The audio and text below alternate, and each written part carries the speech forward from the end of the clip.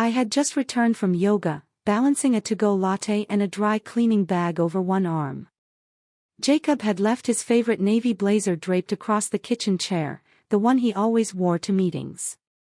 I grabbed it, planning to drop it off on my way to the cleaners. As I slipped my hand into the pocket to check for receipts or forgotten mints, my fingers brushed against something soft.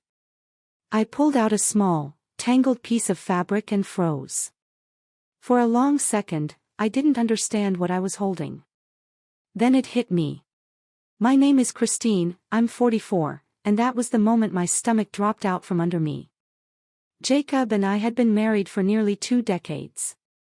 We had 2 kids in college, a house with a wraparound porch, and a Labrador named Milo who adored him more than I did lately. He and I had grown apart. I chalked it up to middle age, to the kids being gone, to the quiet inevitability of routine. I never imagined, actually, that's a lie. I had imagined.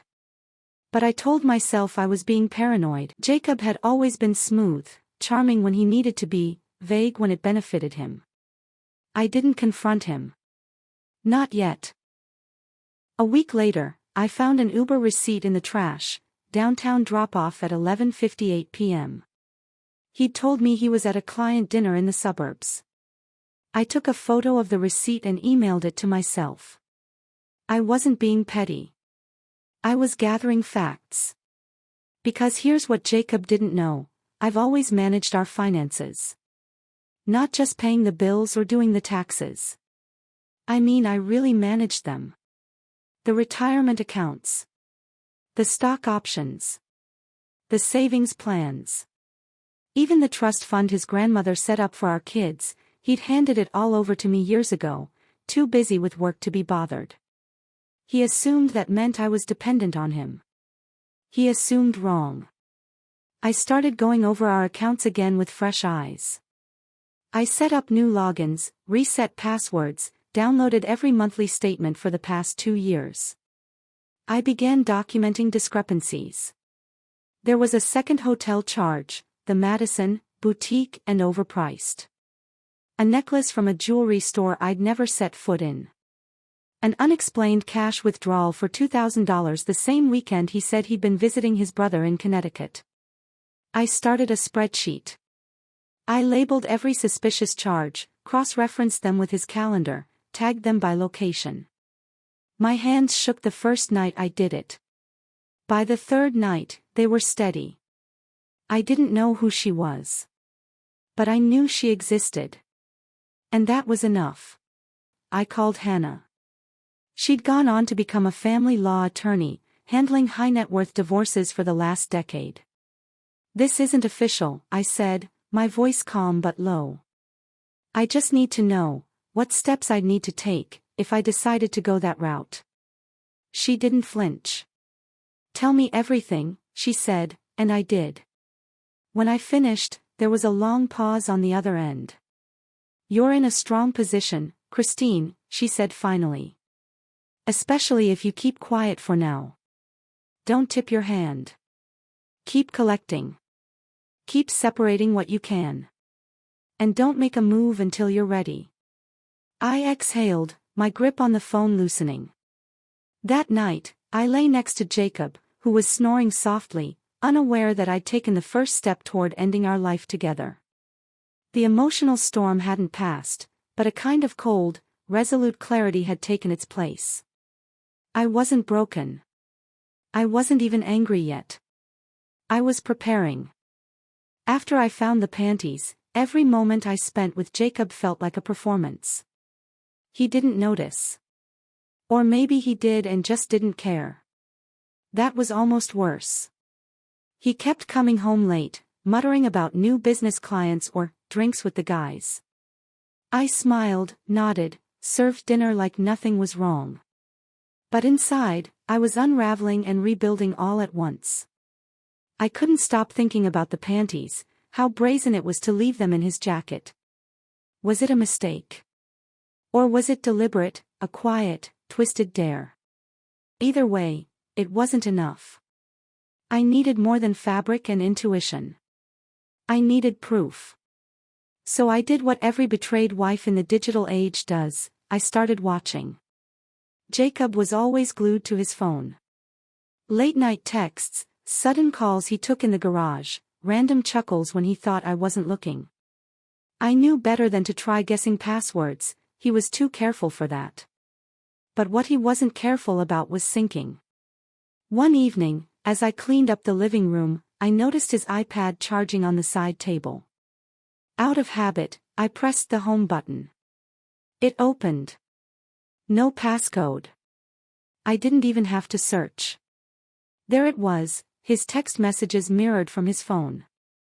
Hundreds of them. The most recent thread was under the name, D. My pulse thudded in my ears as I scrolled. D, miss you already. Jacob, tomorrow, baby. I'll make an excuse. D, I don't care what she thinks. You said we're close. Jacob, we are. She's just not ready. Trust me, Deb. Deb. Deborah. I felt the breath leave my lungs. There were more. Photos. A shot of her with her tongue out, wearing a cropped gym shirt with the logo of our local fitness center. Messages filled with innuendo and late-night plans. My heart pounded as I snapped pictures of the screen with my own phone, one after another, until I had enough to bury him if I needed to. That night, I couldn't sleep. I kept staring at the ceiling, replaying the name, the texts, that smirk in her photo. I didn't recognize her from the gym, but then again, I went during the day when the retirees and moms filled the classes. He went in the evenings, said it was his unwind time. Now I knew what that meant. A few days later, I decided to visit the gym unannounced. I hadn't been in weeks. I needed to see her. I walked in just after 6 p.m., still in my office slacks, clutching a gym bag with nothing but a water bottle and some wipes. The place was packed. The music thumped, and the scent of sweat and eucalyptus clung to the air. Then I saw her. She was standing behind the reception counter, laughing with another employee.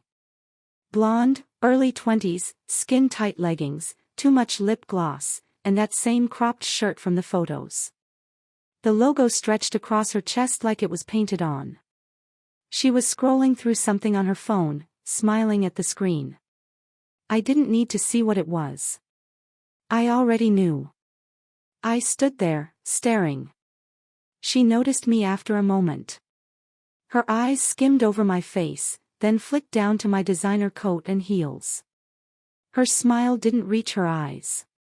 "Can I help you?" she asked sweetly. It was her voice that sealed it. I recognized it from the voicemails I'd heard on Jacob's synced iPad. Whispered, breathy nonsense she'd left him after midnight. I smiled tightly. No. Just forgot something in the locker room. She nodded, still sizing me up. Have a nice night.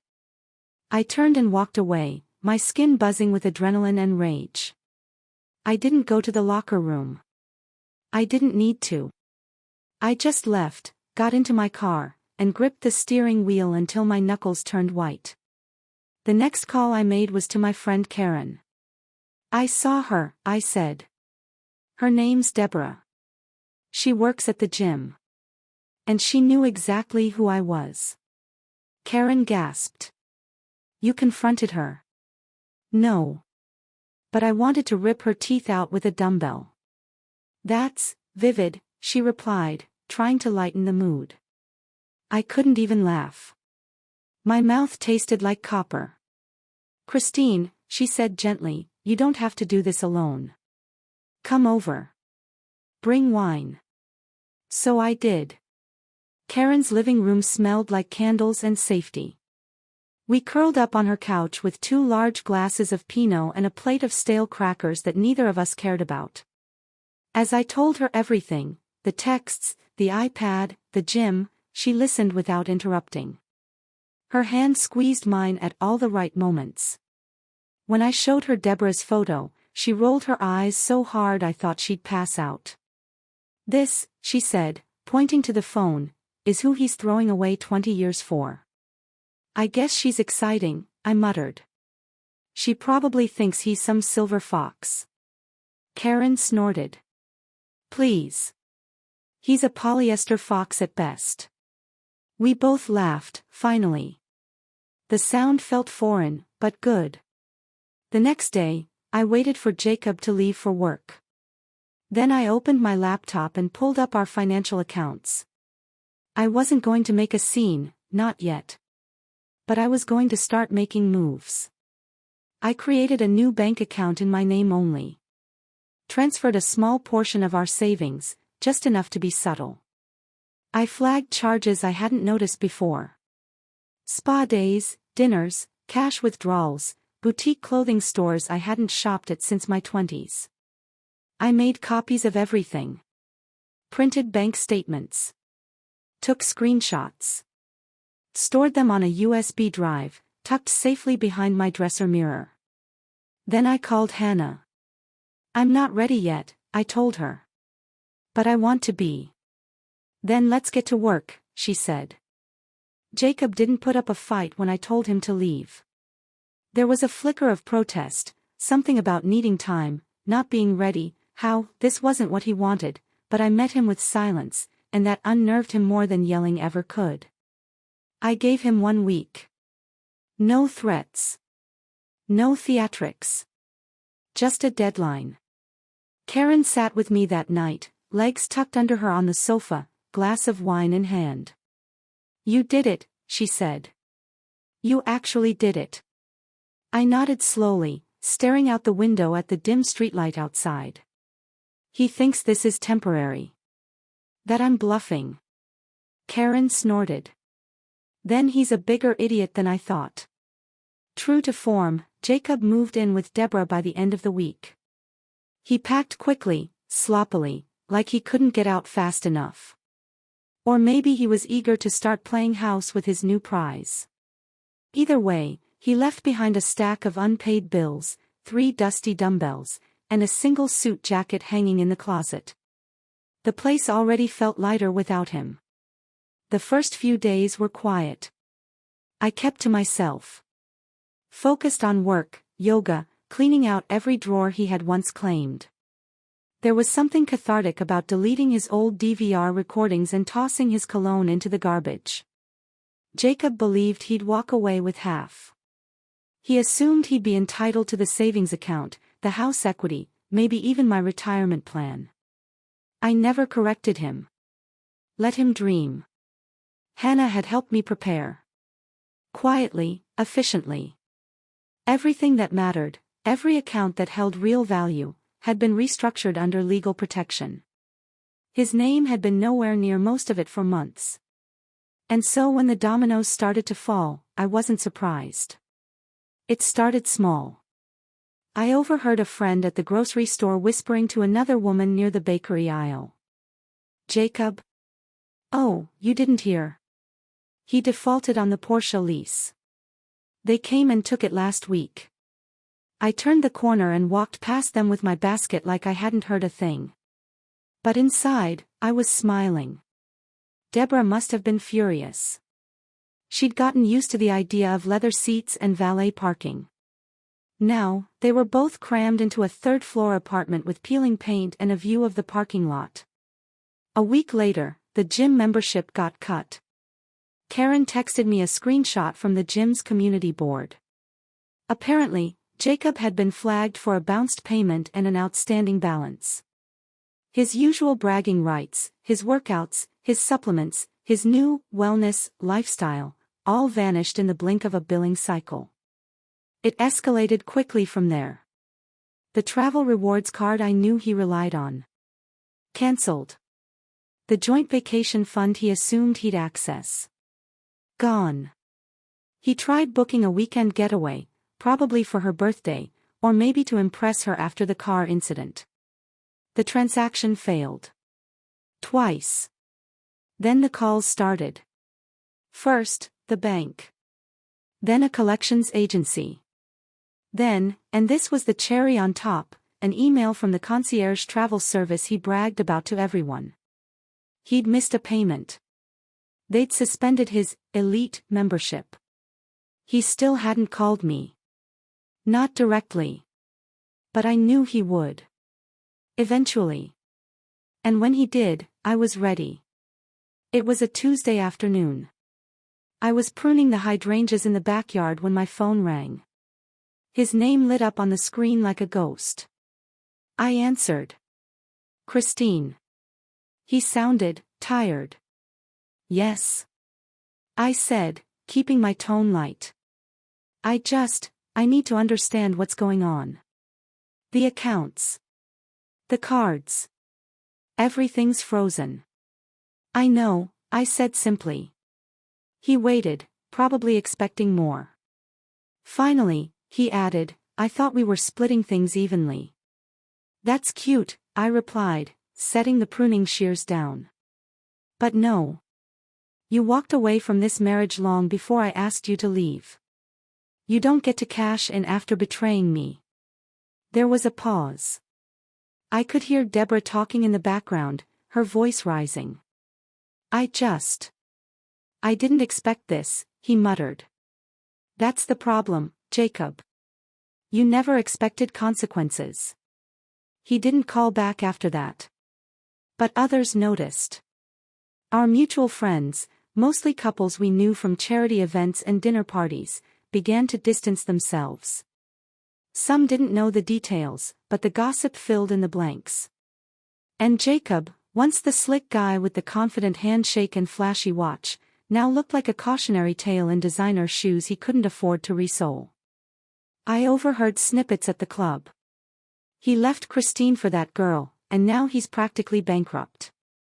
No one warned him she wasn't in it for his personality. Even his business suffered.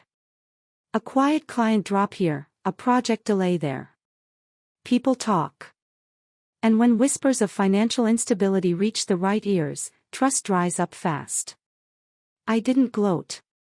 I didn't make speeches or post anything cryptic on Facebook. I simply watched, quietly and calmly, as the life he tried to build on lies and ego collapsed under its own weight. There's a peculiar satisfaction in silence. In knowing you don't have to yell to win. That dignity, preparation, and timing do more damage than 1,000 dramatic confrontations ever could. Karen summed it up best one night over wine. You didn't just survive him, she said. You outmaneuvered him. And now everyone sees exactly who he really is. I didn't need revenge. I already had justice. It was a Sunday morning, early, too early for visitors. I had just poured my second cup of coffee, the house still quiet, the sun slipping lazily through the kitchen windows. Milo stretched by the back door, yawning, tail thumping softly against the floor. Then came the knock. Sharp. Impatient. 3 quick strikes that didn't belong to a neighbor asking for sugar. I froze. Another knock, louder this time. I set down my mug and walked to the front door, heart already ticking faster. When I opened it, I blinked in surprise, and something close to amusement. Deborah stood on my porch. Not the Deborah from Instagram or late-night gym selfies. This version looked tired, angry, and slightly panicked. Her hair was pulled into a messy knot, her makeup uneven, and her jaw set like she'd rehearsed this moment in front of a mirror. Christine, she said, voice sharp. Deborah, I replied coolly. Didn't expect to see you here. I need to talk to you. I stepped halfway into the doorway, crossing my arms. About what? She exhaled dramatically and pushed a strand of hair from her face. Jacob. Of course. She didn't wait for an invitation to speak. He promised me things, she snapped. Said you'd handled the money, that it was just a matter of time before he got his half. I didn't move. But instead, he's broke, she continued, her voice climbing. He's behind on rent. He's driving a borrowed car. The credit cards are maxed. And you, she pointed at me like I'd stolen something, you're living like nothing happened. I raised an eyebrow.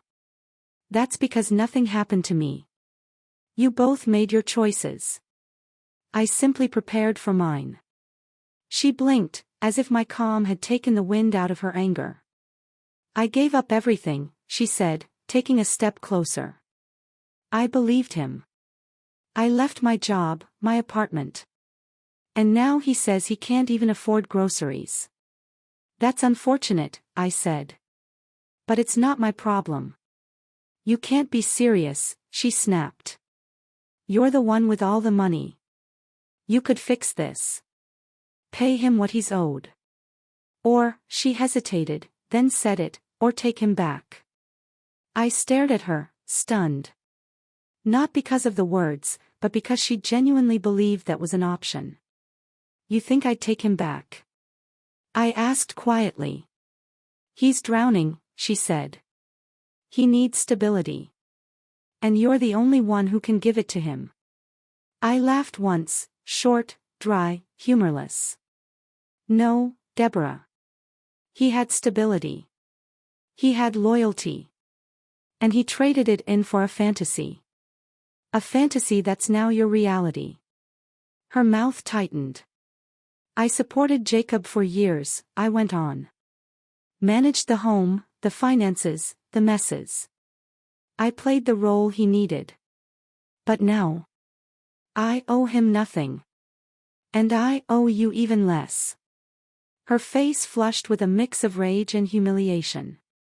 I was 24, she cried. I didn't know any better. That's not an excuse, I said. You were old enough to know you were sleeping with a married man. She looked like she might slap me. Instead, she took a step back, visibly trembling. He lied to both of us, she said. He made me believe I was the future. He is your future, I said softly. Good luck with that. Silence stretched between us. Then she exploded. You're heartless. No, I replied. I just stopped giving pieces of myself to people who didn't deserve them. She shook her head, eyes glassy. You think you're so above all this? No, I said again, voice calm. I just learned that strength doesn't come from revenge, it comes from walking away with your head high while the people who wronged you watch their lives fall apart. Deborah stood there, breathing hard, lips pressed tight together. Then, with a muttered curse, she turned on her heel and stormed off the porch. I watched her go. Her shoulders were hunched, her stride angry, but her pace was uncertain. She didn't know where to go next. I almost felt sorry for her. I closed the door, locked it, and leaned back against it for a moment, heart still steady, breath even.